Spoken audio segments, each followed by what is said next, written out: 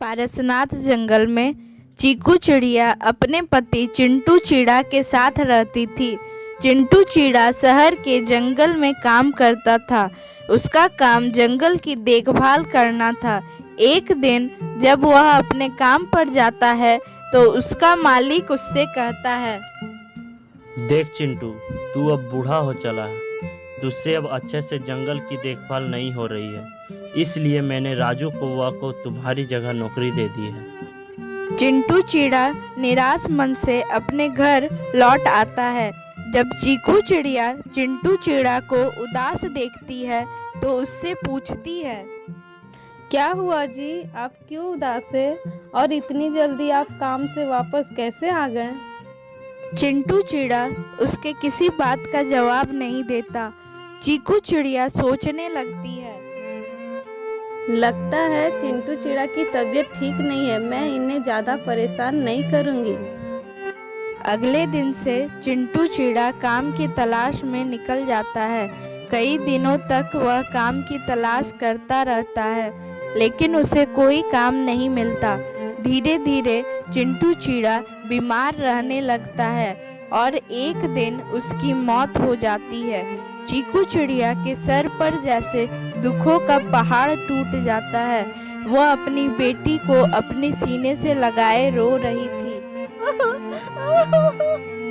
मेरी बच्ची, मैं क्या करूं? तेरे पिताजी की तो मौत हो गई। लगता है मैं भी ज़्यादा दिनों तक नहीं जी पाऊंगी। तुझे ही अब अपना ख्याल रखना होगा। चीकू चिड़िया अपने पति के गम में खोई रहती थी।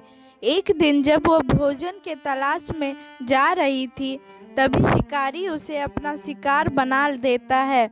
चीकू चिड़िया के मरने के बाद उसकी बेटी चुन्नी चिड़िया अनाथ हो जाती है। वह अकेली घोंसले के बाहर रो रही थी। माँ, तुम कहाँ हो माँ? जल्दी आओ माँ, रात हो रही है। माँ, मुझे बहुत डर लग रहा है। चुन्नी चिड़िया की रोने की आवाज सुनकर पड़ोस में रहने वाली बुलबुल कोई उसके पास आती है। क्या हुआ चुन्नी बेटा, तू रो क्यों रही है? और इतनी रात में तू अकेले घोंसले के बाहर क्या कर रही है? तेरी माँ कहाँ है?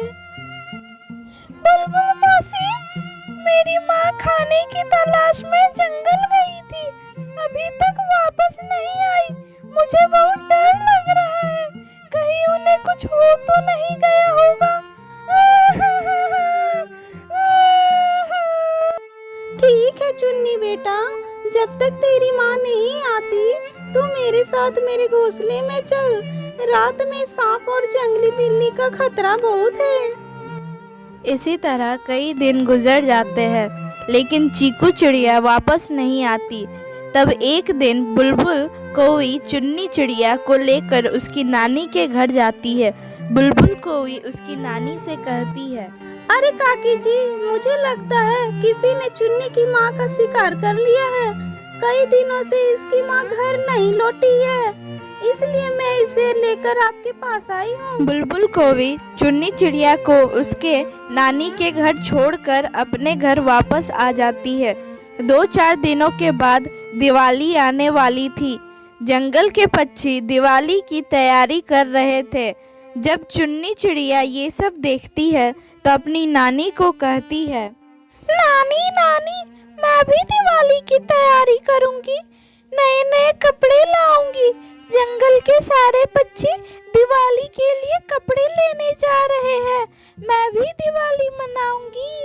ठीक है बेटा, मैंने तेरे लिए आज नए कपड़े और नए जूते लेकर आऊंगी। तू किसी बात की चिंता मत करना। तेरी माँ नहीं है तो क्या हुआ, मैं तेरी सारी इच्छाओं को पूरा करूंगी। चल बेटा, तू जल्दी से खाना खा ले, फिर मैं बाजार जाकर तेरे लिए नए नए कपड़े लाऊंगी। नानी, मैं भी आपके साथ बाजार चलूंगी। चुन्नी चिड़िया और उसकी नानी दोनों साथ में बाजार जाती है और जो वो खरीदने के लिए कहती है उसे खरीद कर देती है। वो नहीं चाहती थी कि चुन्नी चिड़िया को उसके माँ बाप की कमी महसूस हो।